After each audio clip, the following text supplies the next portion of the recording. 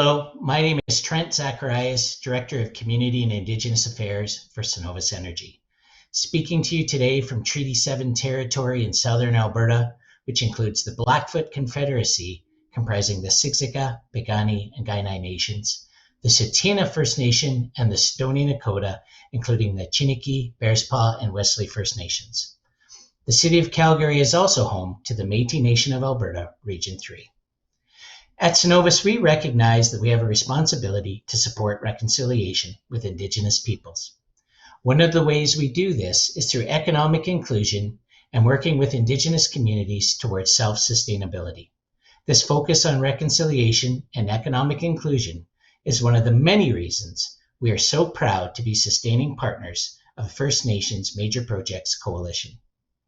Today's webinar will spotlight expert Indigenous leaders across Canada, share key insights and best practices on Indigenous net zero, participation, and project ownership, and how more than ever, Indigenous leadership can power a value-driven economy. Thank you for joining today's important conversation. I will now turn the program over to Mark Podlasly, today's host, who is also the Chief Sustainability Officer of the FNMPC. Thank you, Trent. And hello to all of you watching today. As you heard, my name is Mark Podlasly. My ancestral name is Tatsha. I'm a proud member of the Ntlaka'pam Nations, Interior Salish in British Columbia, and I am the Chief Sustainability Officer at the First Nations Major Projects Coalition.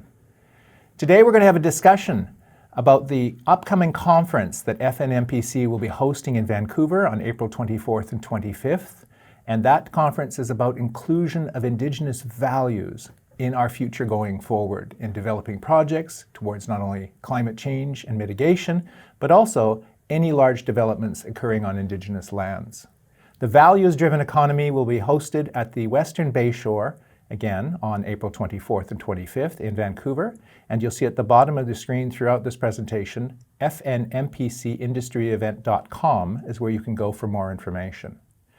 We will be hosting this as our 6th annual event, and we have had some very interesting discussions in the past years with attendees around 1,300 people split evenly between industry, Indigenous, and government, talking about issues such as environmental, social, and governance questions in attracting capital to projects, ESG investment.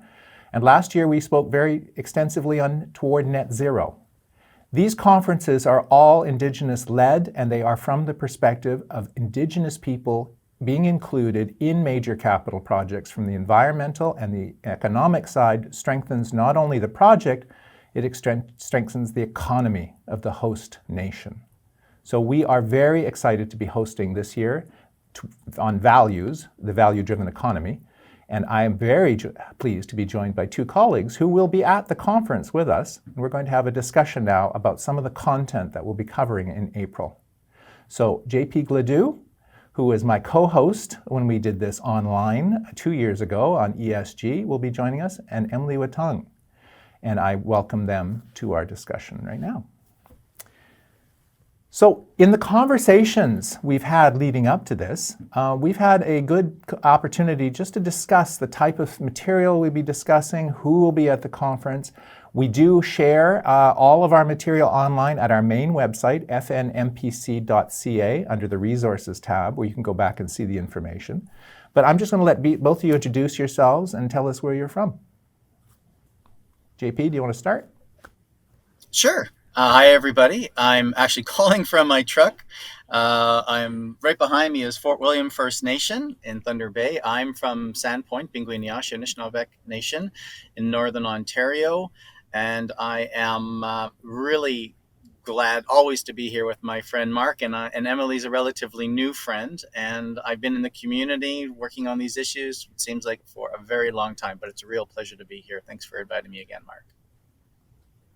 And Emily, this is your first time with us. Welcome.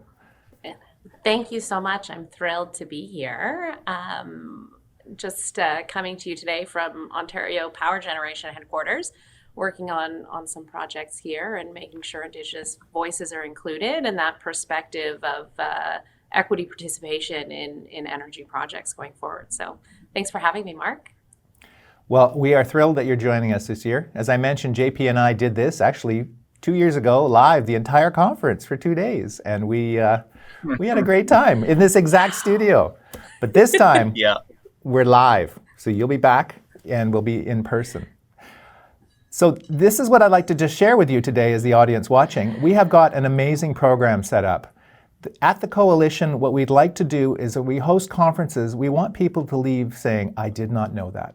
This is not a conference where you come and just hear corporate public relations. No, we want information out there that challenges industry, challenges Indigenous people to think about what's possible. And if you look to the horizon, what could we do together? And how can that be done in such a way that benefits, obviously, Indigenous people and the communities who want to be part of these projects, but also the general population? We found last year at the conference on net zero that the increase in critical minerals required for the net zero transition is something like 14 times in terms of copper, lithium, nickel. And those projects will have to come from Indigenous lands, those minerals. So we had a great discussion there where people were asking some very hard questions. We also had people coming in from companies. We had the chief executive of Rio Tinto Aluminum coming here from Canada. We had some very open discussions from an Indigenous perspective of what are you doing to make sure that Indigenous people are part of the future economy. And we had a very long discussion about what happened in Western Australia around Yukon Gorge, which were the caves that were destroyed. 46,000-year-old caves by companies' actions. And those are the type of questions we're not afraid to ask on stage. So at this conference, because we're focusing on values, how does the inclusion of Indigenous values make projects stronger? The key presentation we're going to have in terms of projects is a 62 gigawatt green hydrogen production facility in Western Australia, initiated by the Indigenous people, and still they retain an equity ownership in it. When the project is complete, it will have 15 million solar panels, 3,000 wind turbines. It will export tons of hydrogen into the Asian market, and all initiated by an Indigenous party. And that's the sort of thing that I've never heard of anything of that size here. Have either of you in Canada? To that scale, no. No. So this is the sort of thing that we're hoping to have. Well, we are. They're coming. The Mirning people are coming. And they will be on stage and we'll be able to discuss not only how it came through, but with the project proponent, why did they choose an Indigenous partner for this? And so that's the sort of thing I know in Ontario. Ontario has done some great work, including Indigenous people in the electrical generation transmission space. And Emily, can you imagine, would this be of interest to Indigenous communities in Ontario? I think many Indigenous communities in Ontario are looking for opportunities to participate in renewable energy projects. So, green hydrogen, solar, wind, absolutely, those are of interest in Ontario. And it's just a matter of finding the right partners and taking advantage of those opportunities. And see what'll be. If I can, go ahead. Go ahead, JP. I'm going to be on a panel with Penny from Hydro One tomorrow, and I think again the mark, and I know FNMPC had a really important role as well in getting Hydro One to this idea that Indigenous communities can own 50% of projects. One of my questions, Penny, I've been talking about, why are we throwing a number of 50% up? Why can't we get to 100%? Like Five Nations Energy in Ontario, the First Nations up in Northern Ontario, they've got the license to operate. We need to be thinking beyond 50% if communities are ready. And a big part of those conversations as well, and we've been having them at the FNMPC, is around making sure we get affordable capital in the hands of our communities so we can be equitable partners. But Emily is absolutely right. Communities want and need to be a part of electrification. And the one thing that I love that came from last year's conference was, all paths to net zero basically traverse our traditional territories. So we're at the table. That's table stakes. What are we going to do? And that's what I love about the conferences that FNMPC puts on.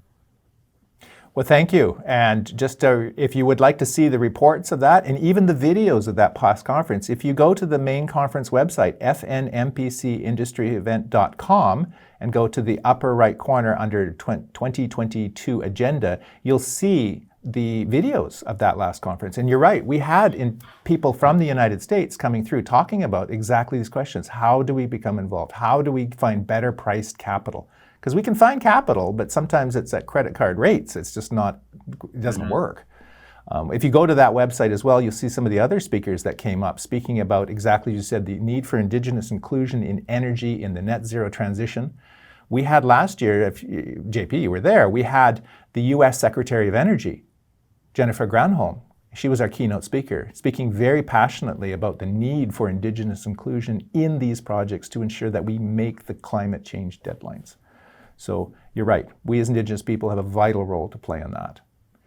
When the Australians come, the Australian Indigenous elders are on stage, there will be opportunities for people to ask questions, just as there are now. So on the side, if you go to the slido.com app and enter FNMPC and have any questions about this year's program or what we talked about last year or the work that's going on in Ontario with OPG and JP as well, there's discussions with energy leaders in Ontario, and we'll get to mining in a minute. But if you have any questions, put them in the Slido app and we'll answer them today.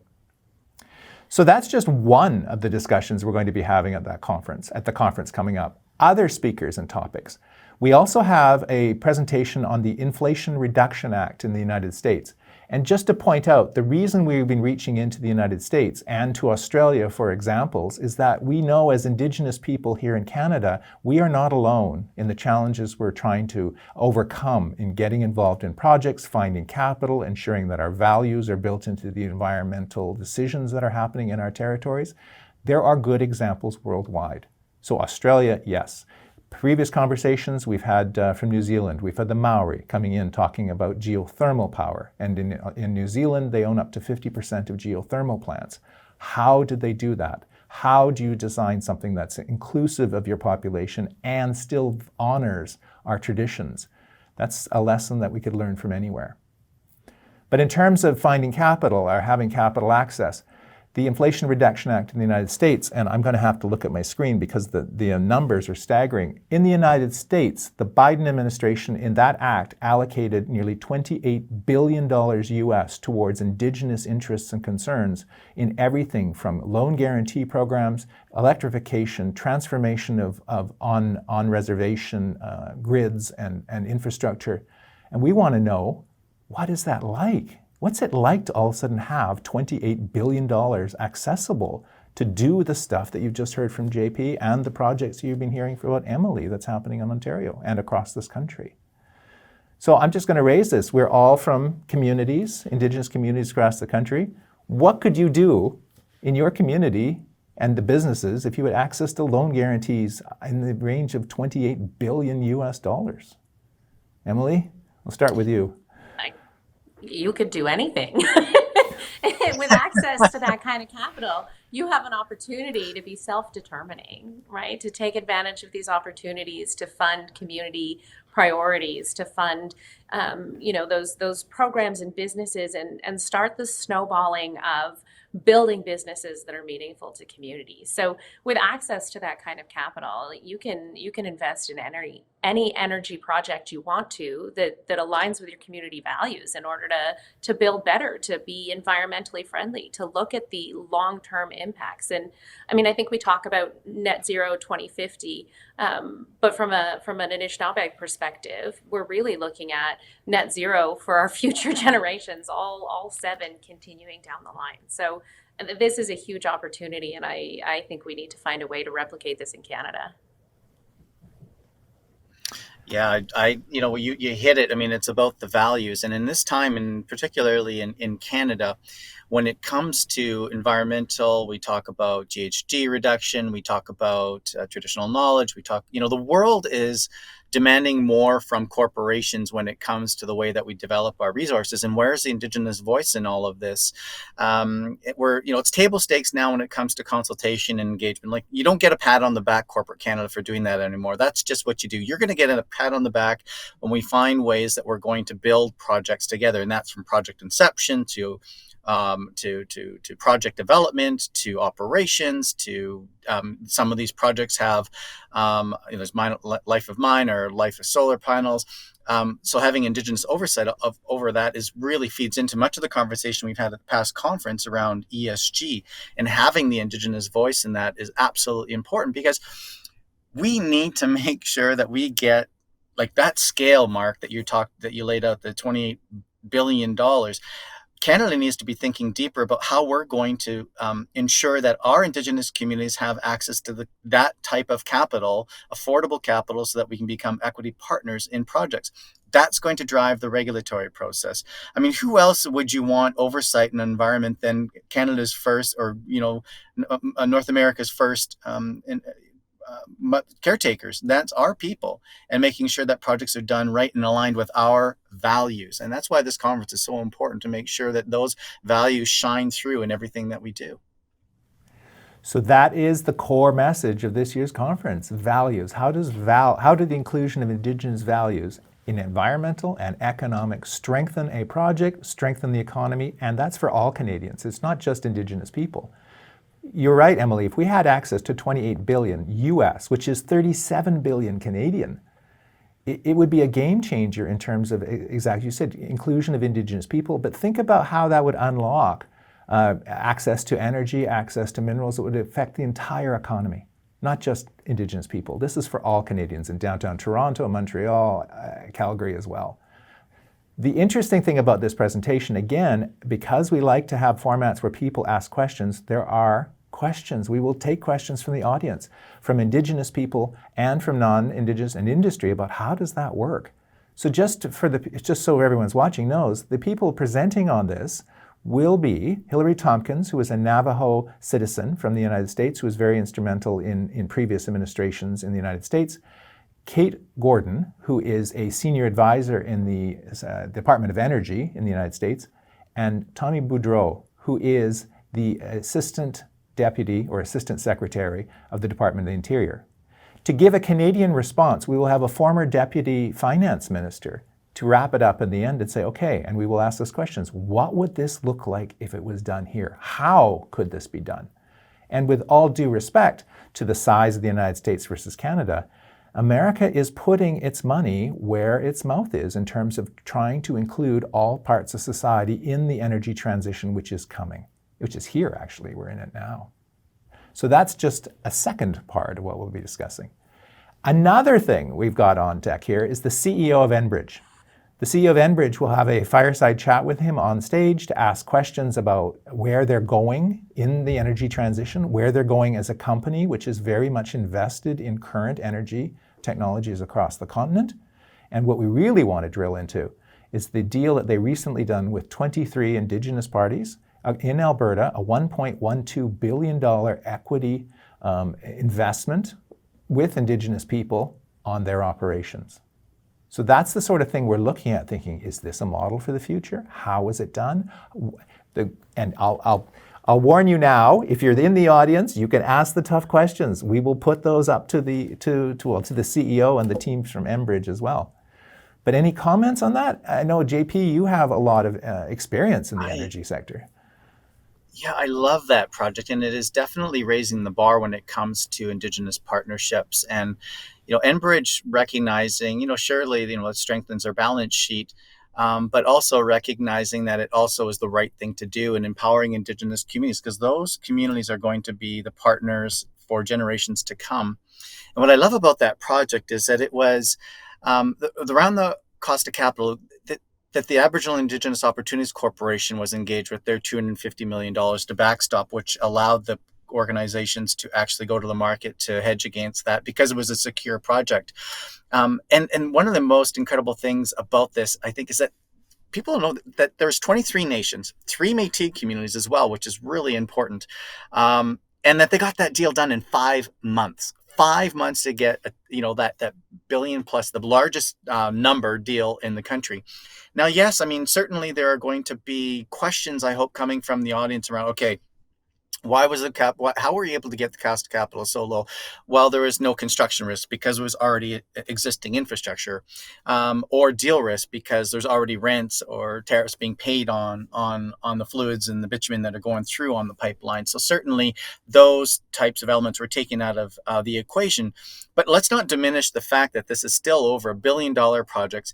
Communities own approximately 11%. 23 nations got together, figured out how they were going to work together with Enbridge to get this deal done in 5 months. I mean, that is an incredible accomplishment. And, we can look at, I'm a proud Suncor board member, and looking at our Ecstasy project or the East Tank project, or look at the Clearwater deal project and the fisheries.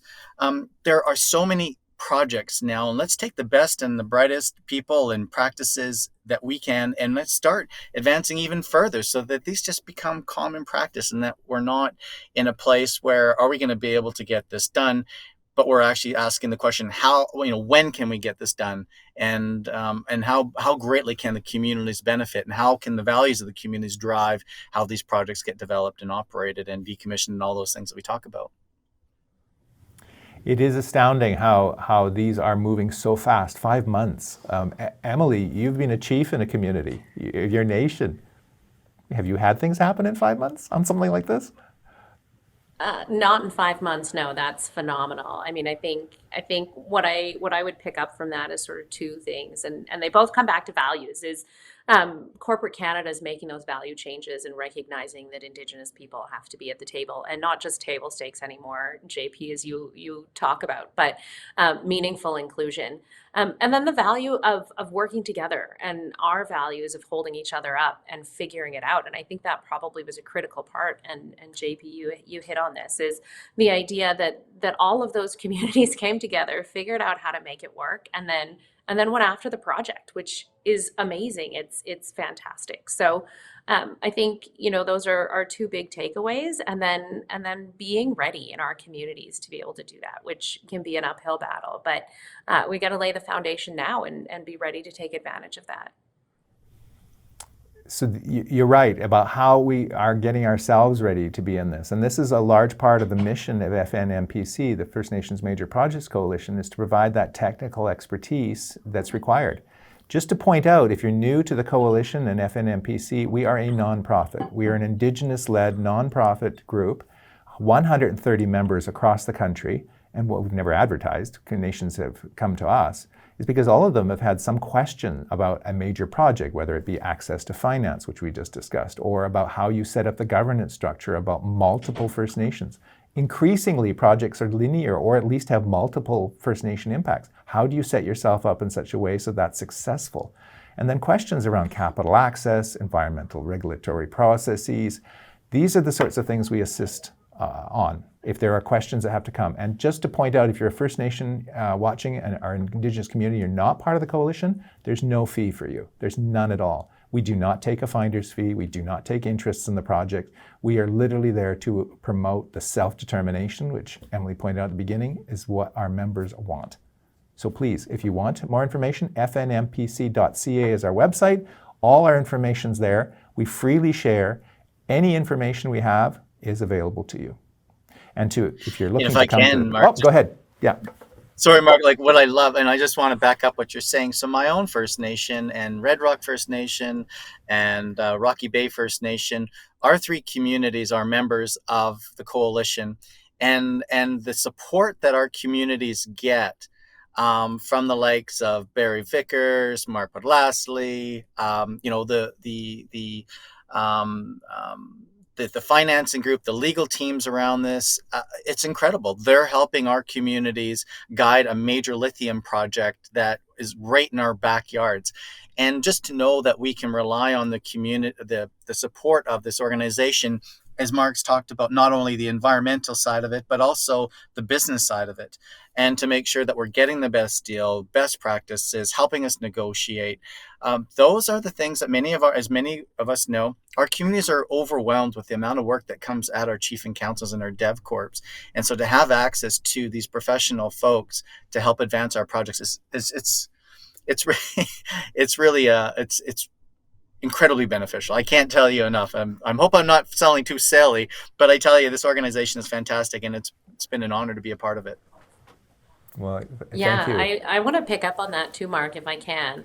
I think that's the one thing that I would change about my term as chief of our community. I wish I had heard about FNMPC sooner, because the number of times we could have relied on resources that I know now are available. I'm hoping that my community has closed the loop on that. I know there was lots of conversations at the beginning, but just the number of resources that FNMPC offers is phenomenal. Well, all of those resources, fnmpc.ca, are available online. If you go to the resource tabs, you'll see the reports, and there are videos in there as well on exactly the technical resources that you both just mentioned in terms of capacity, in terms of technical expertise, and increasingly access to capital, because that's one of the biggest barriers we've had. We've seen, as First Nations members, we've seen companies starting to come around, realizing the value of having a First Nations participant, not only in terms of seeking consent on projects, but just in terms of traditional knowledge being integrated into the projects, planning to help the projects be better. It also, and you'll go on the website, you'll see it too on our ESG reports, having an Indigenous co-proponent, which is what you are when you're an equity owner in a project, helps for crowding in of capital from other investors. They can look at that and go, oh, we know that this project has the support of that First Nations, they're co-owners. So that's what we're looking towards, which is exactly what we're bringing these projects in to the conference on April 24th and 25th. The green hydrogen project, which outstrips anything in terms of size that we have going on in North America, Indigenous initiated, Indigenous co-owners. The same thing now about the Enbridge project right now. Indigenous participation, Indigenous values being incorporated. So there will be another section in the conference, and Emily, this will come back to your experience, especially in energy. We have had members in Canada of the coalition ask us about nuclear, small modular reactors. We did cover last year in the discussion that nuclear is part of a discussion around getting to a low carbon future. And nuclear is something that Canada has an expertise in. Small modular reactors, we're going to be discussing that. We have also found in our research preparing for this conference that in the United States, there's something called the U.S. Tribes Nuclear Working Group, which are tribes in the United States who also have questions about nuclear, and we've contacted them. We have been very fortunate to secure the Assistant Secretary for Nuclear Energy from the Department of Energy in the United States to be one of our key speakers. And I believe you're going to be very involved in that discussion. Do you want to talk a bit about SMRs and Indigenous people and energy? I think that's a dangerous thing to ask me, Mark. I could use up the next 30 minutes on it. I'm so excited to meet the Deputy Secretary of Energy from the U.S. It's going to be amazing. I think her background and information will help our community members, help First Nations across Canada understand some of the foundational pieces about nuclear energy. I know there's a lot of nervousness about what it means, about how it operates. I think we all kind of have in the back of our mind the Simpsons episodes where you see Homer at the nuclear power plant, and we need to get past that experience. We need to see it's more like Monsters Inc. than it is like the Simpsons, and it's a much more contained process. And I think having access to the Deputy Secretary of the Department of Energy will be phenomenal. Her background in learning about it, her background in teaching about it, any questions that people have to ask her that day will be phenomenal. We'll have an opportunity to get real, honest answers. And I see nuclear as an important part of reducing carbon emissions in Canada, in the world, really, in order to sustain our way of life, but also the caveat that I put on it is that it should be temporary. Just like all of our energy projects, we need to find a good balance. And I think that's really in keeping with the values of our communities. And any First Nations that I've talked to across Canada is finding that balance is integral. So I don't even know where to start on my excitement for being able to be a part of that and to be able to ask her questions and support communities in learning about nuclear energy, because there's so much to learn. And once you dig into it, it's a lot less scary than it seems at first.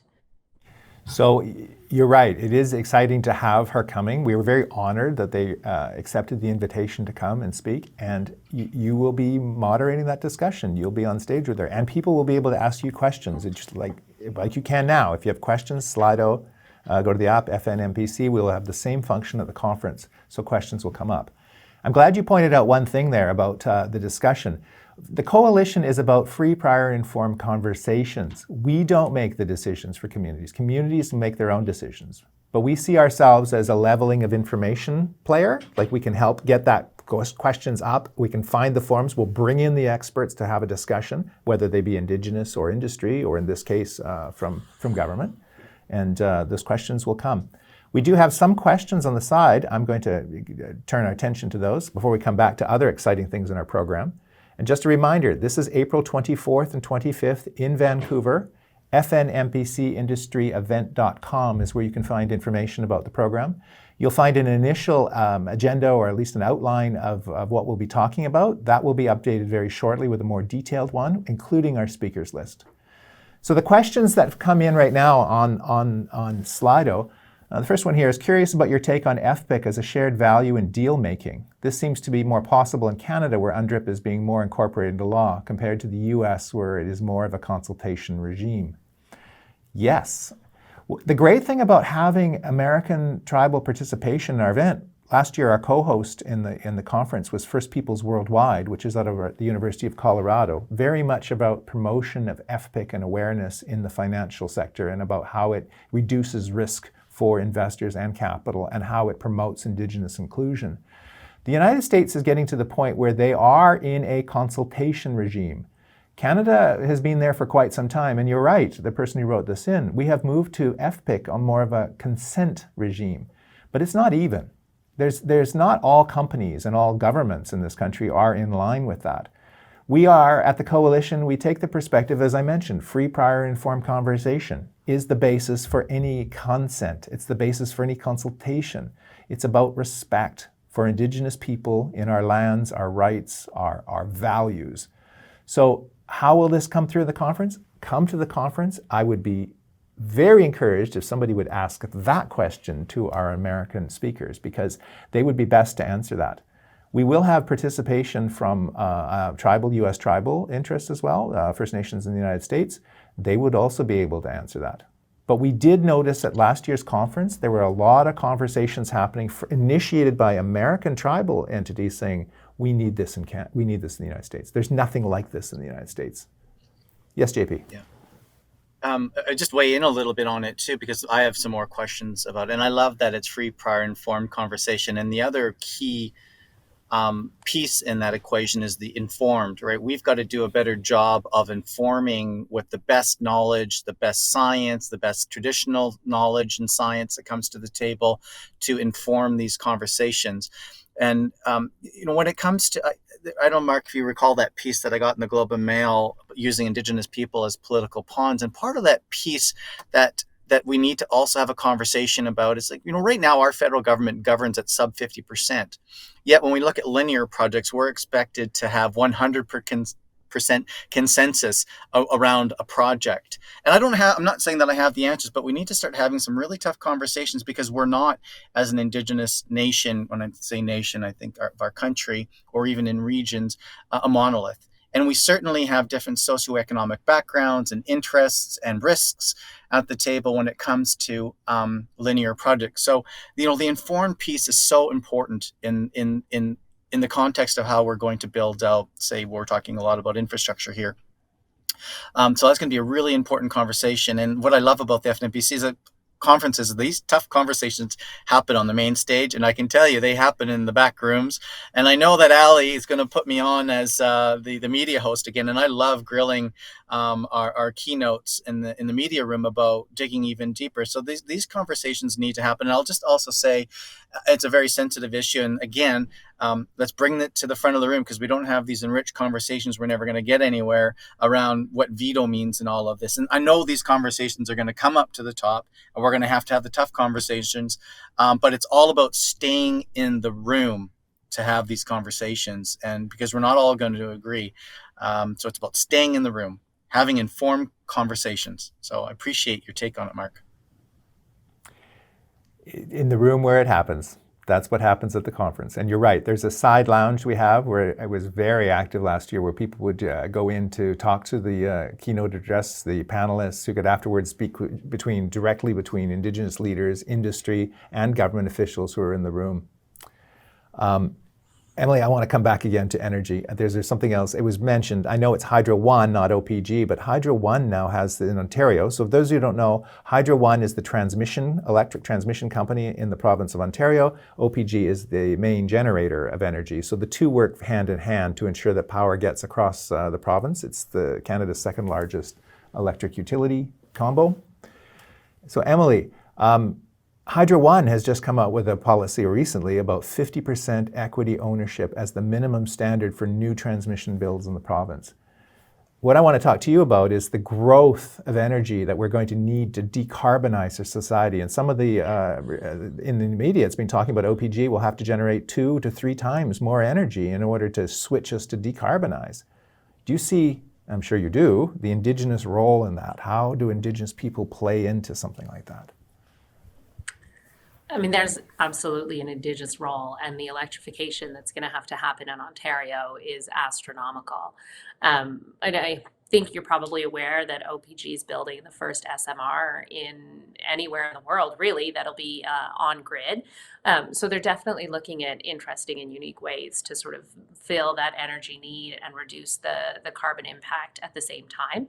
And so, I mean, I think First Nations have to be a part of that conversation going forward. I sit on OPG's SMR review board to make sure that Indigenous perspectives are integrated into the entire process, which I think is really great. There's Indigenous representation on OPG's board. There's Indigenous representation on Hydro One's board. So I think that those conversations are happening. I think that they are looking for ways to make sure that at all levels of energy distribution and production in Ontario, the perspectives are there. I also sit on the electrification and energy transition panel in Ontario here, looking at what is the near, mid, and long-term energy needs, and how do we electrify that in the years to come. So I think being at the table is the first part. I usually say you've got to come to the table, and JP, I love the idea that you also have to stay in the room, because that's how our voices get heard. That's how our perspectives get included. That's how our values will help drive that balanced energy economy in Canada going forward. It's exciting to see what's going on in Ontario in terms of Indigenous inclusion, and that has become a beacon, a model, not only for Canadian First Nations, but First Nations around the world. I just want to point out, a shout out to our Australian friends. We know that the Australians are watching because they sent us messages last time we were doing this. The University of Queensland has a phenomenal engagement on Indigenous participation in mining.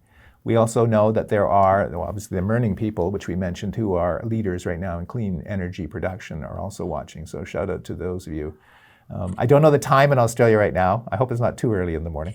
But thank you for being interested in the work that we do. I'm going to turn our attention quickly to just a few of the other questions because we're running out of time. FNMPCindustryevent.com is where you go for more information about the conference on April 24th and 25th. But at the beginning there, the Inflation Reduction Act in the US has set a new bar for Canada, how federal policy can accelerate net zero targets and Indigenous economic participation simultaneously. Should Canada be creating this type of policy too? Well, you're kind of speaking to the converted here on the panel. Yes, we want to see that. We see that as essential to get anywhere. The one thing that came out of our conference last year was that the discussions have got to happen now. We are looking at 2035 for the phase out of cars that are run on petroleum to electricity. But then you're looking at the total decarbonization target to have to hit by 2050. That's not very far away. And we're only going to get there with Indigenous people who are involved in the net zero targets and the economic policy at the same time. We can't wait as it's been done in the past. Either of you want to comment? Can I weigh in there? Yeah, by all means. Yeah. Absolutely. We've got to find our power together as Indigenous nations with our governments and our industry partners. As an example, going back to our lithium project, it's a German-based company. They want to take their lithium that they mine from our back door and bring it to Germany to manufacture batteries. Now, I know lithium battery manufacturing, I'm not an expert, but I do understand it's pretty dirty work. As Canadians, we need to start to, with the thing that's going on with China these days, we need to make sure that if we've learned nothing from the skewers of wood and the drawers of water, we need to bring more value add into our economies.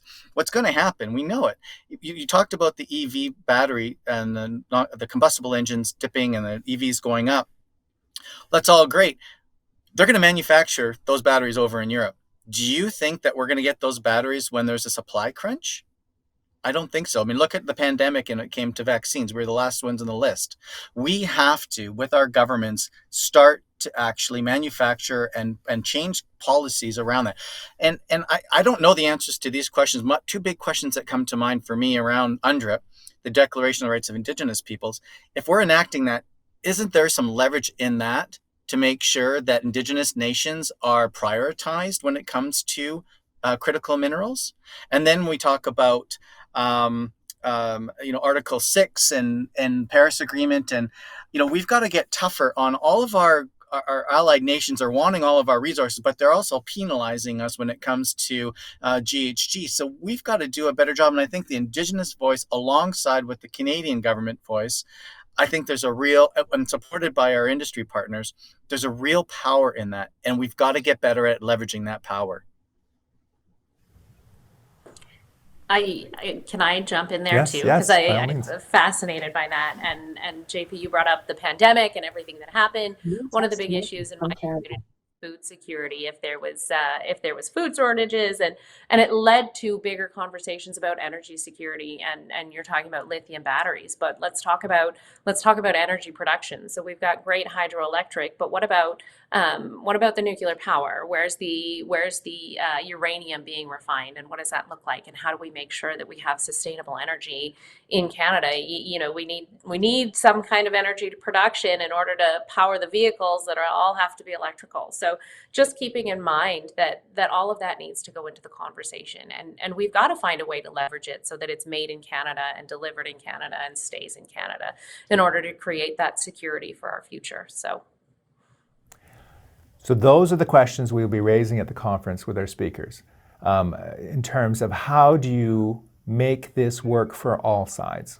And we will be having those discussions. I'm going to address some more of the questions that are coming on Slido. These are the questions we'd encourage. Come to the conference, ask the speakers about this. So for example, one of the other keynote speakers is going to be the CEO of Hydro One, David Lebeter. He will be there to discuss the 50% equity options that are now available to Indigenous parties, Indigenous communities, to make direct investments and co-own the transmission system in Ontario.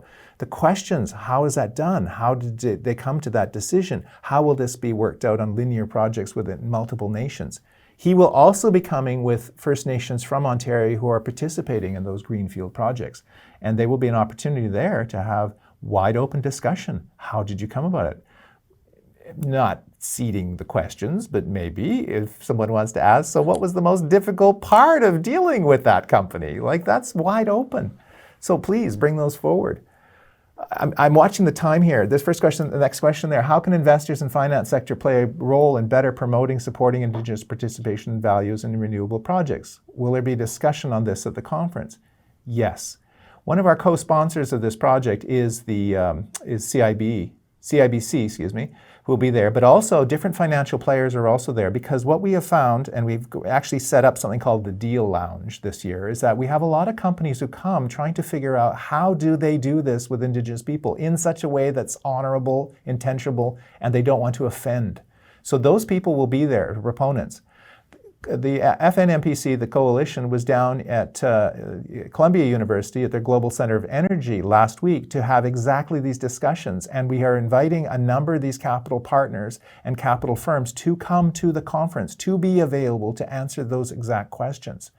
The promoting of Indigenous participation is one of the key factors of this coalition. It's the reason we do this. It's the reason we do this for our members, so they can be included. What we found now, though, is that Indigenous participation, equity in projects related to energy makes the projects easier to attract capital overall. So these are the sorts of things that are starting to come together. We just want to bring that into the same room and have a longer and harder discussion about it. We will also have in the discussion talking about finance, including Indigenous participation and values in larger economic questions. The former finance minister, Bill Murneau, will be here as well as a keynote speaker and talking very much about what does the future economy look like. And a future economy that does not include Indigenous people, quite frankly, is going to be slow and take a long time to come. So bring those questions to the conference. Again, very much on the time, has FNMPC been involved in the hydrogen hub project in Edmonton? Not at this point. I should point out that the nation, FNMPC, we do not actively get involved in a project unless requested by a First Nation. Everything we do is for our First Nation members. And if a First Nation member comes to us and say they've got a project around this energy or critical minerals or transportation or a pipeline or increasingly nuclear small modular reactors, then that's when we'll step forward. The coalition does do outside consulting for companies, but that is outside of our mandate. Those are Indigenous professionals who, JP, you've mentioned some already, who are skilled in economics, legal, biology, hydrology.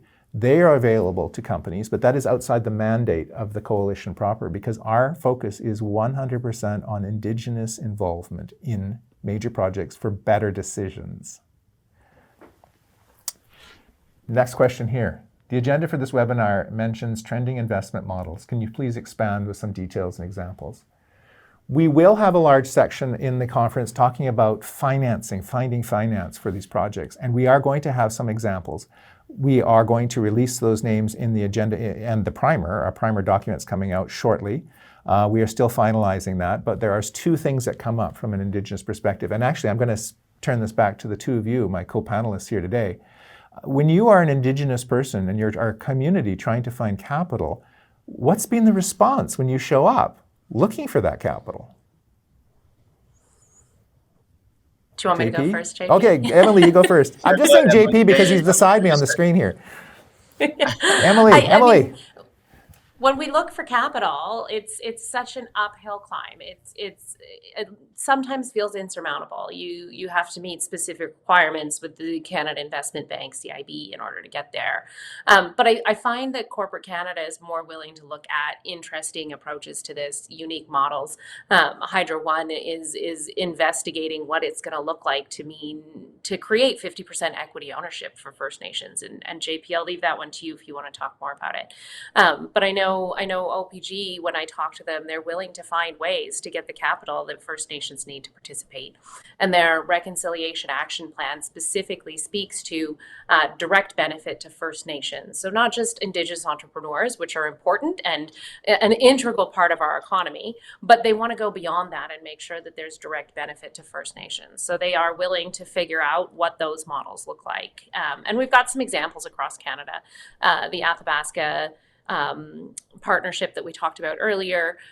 We can look at the hydro share purchase in Ontario as a model as well. So there's these models of let's find ways to create real investment opportunity for First Nations, whether that's a loan on share returns in the future or investment of capital from the federal government now. There's many options, and I think there's not one model that works, and there's never going to be one model that works everywhere, but as a starting point, that sort of share purchase capital with a loan back over time is the most common at the moment. And JP, feel free to correct me if your experience is different.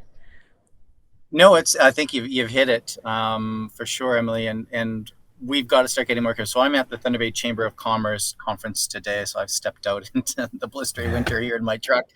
And it was OPG, Hydro One, and Enbridge were on a panel this morning that I was listening into. And, we're talking about procurement and all those great things that are going to help drive Indigenous economies. And, you know me, I'm pretty shy. So I went up to the mic and asked, are you thinking about, if equity is one of the major impediments now to real Indigenous participation in projects, are you thinking about bonds or funds that are going to, like OPG had a green bond to support, green projects? And I asked them, are you thinking about a bond or a fund, a pool for Indigenous communities to access, and they all nod their head that they are. So that's good. We need to give that some real strength. When it goes to back to your question, Mark, on the reaction, my First Nation and our neighboring First Nations, we manage 100% of the Lake Nipigon Forest, which is amazing, since 2008. And now we've got we've got huge slash piles, and we've got an opportunity for biogas and to plug into the Enbridge line, and et cetera, et cetera. We're in a really good place because we have some capital, we have some equity, in our bank accounts that we can leverage. But when we think about a lot of those communities, and Emily's talking about, that model is not going to work for some, because some communities are hand to mouth, some are in still third party management without strong balance sheets. So how are we going to create opportunity for them? So I think, the Enbridge model is a prime example of how to do it.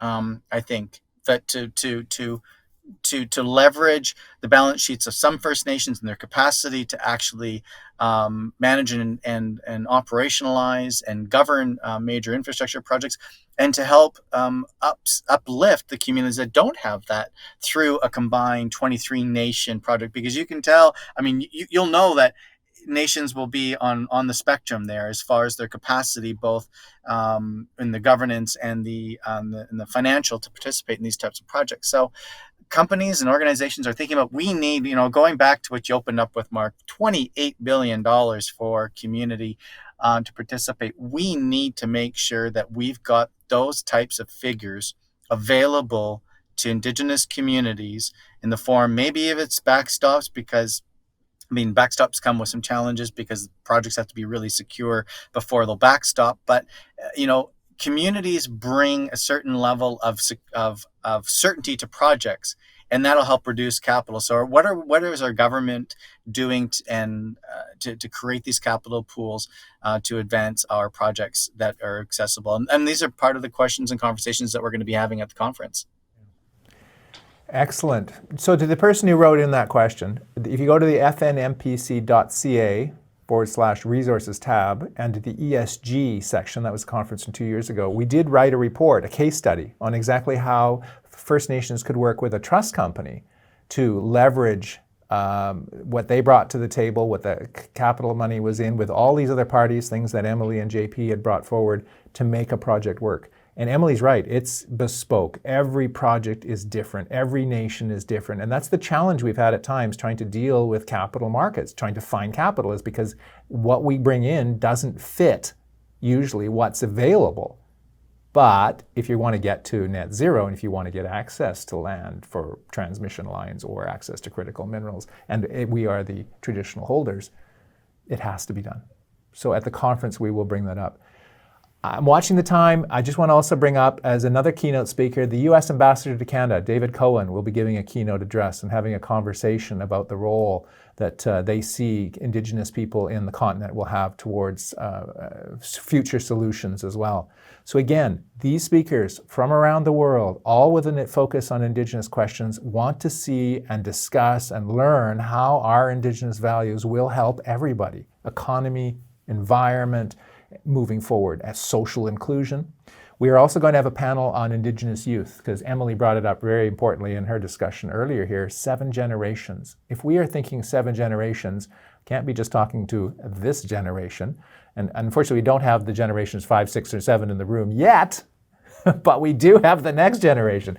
So there will be discussion with amazing Indigenous youth leaders from across Turtle Island, a discussion around how does this look to them going forward.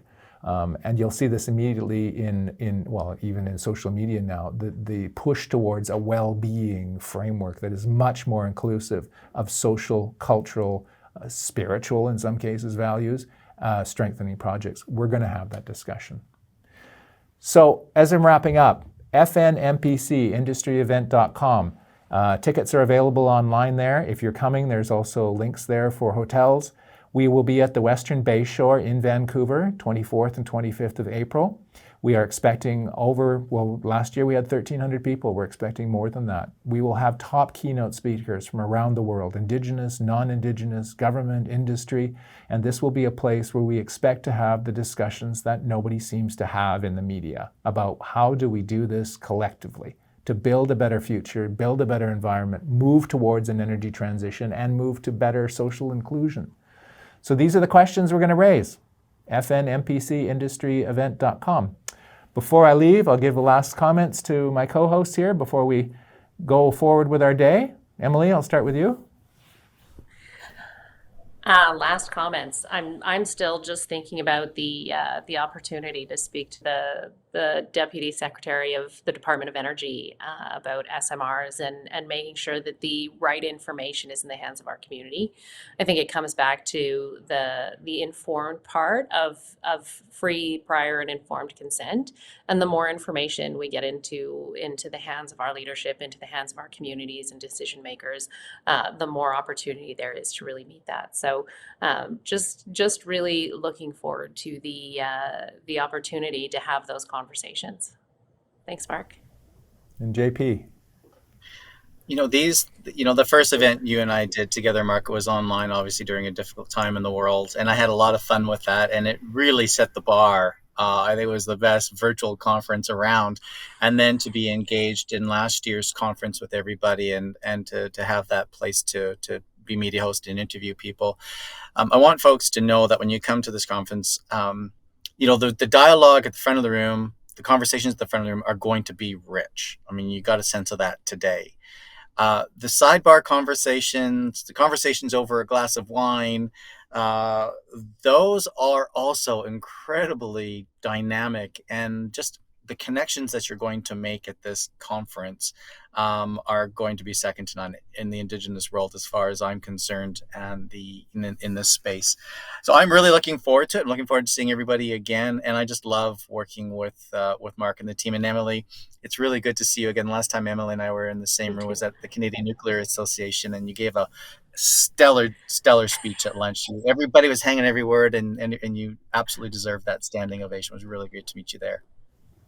Thank you. You were a tough act to follow, JP. You also gave a phenomenal talk. So any chance I get to be on the same panel as you is a good day for me. Thank you.